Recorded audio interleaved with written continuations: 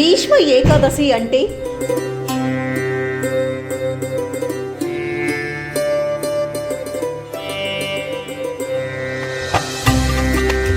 భీష్మ ఏకాదశి మాఘమాసంలో వచ్చే పర్వదినాల్లో ఒకటి. ఈ మాసంలో శుక్లపక్ష ఏకాదశిని భీష్మ ఏకాదశి అని అంటారు. భీష్మ ఏకాదశిని జయ ఏకాదశి అని కూడా అంటారు. ఎందుకంటే ఈ రోజు ఏ కార్యం తలపెట్టినా అది ఖచ్చితంగా విజయవంతం అవుతుందని నమ్మకం. ఈ రోజున శ్రీ మహావిష్ణువుని పూజించిన వారికి స్వర్గలోక ప్రాప్తి కలుగుతుందని పెద్దల విశ్వాసం. ఇక కురుక్షేత్ర యుద్ధ సమయంలో గాయపడిన భీష్ముడు అంపశయ మీద ఉన్న సమయంలో ధర్మరాజుకి విష్ణు సహస్రనామాన్ని బోధించిన పరమ పవిత్రమైన రోజుగా భీష్మ ఏకాదశిని అభివర్ణిస్తారు.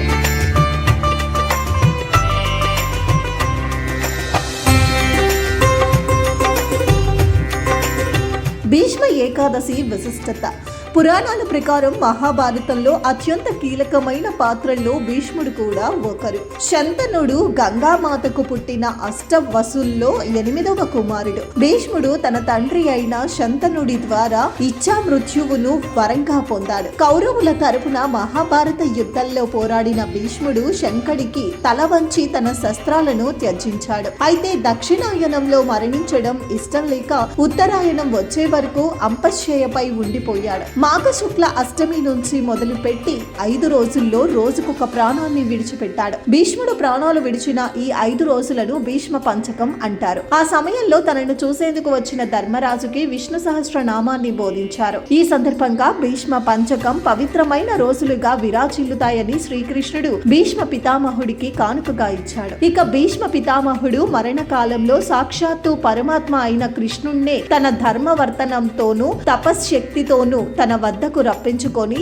ఆయన సమక్షంలోని సమస్త మానవాళి బాధల్ని పోగొట్టే శ్రీ విష్ణు సహస్రనామాన్ని గానం చేసి మోక్షం పొందాడు. భీష్మ ఏకాదశి రోజున విష్ణు సహస్రనామం పఠిస్తే అనేక శుభాలు కలుగుతాయని హిందువులు నమ్ముతారు.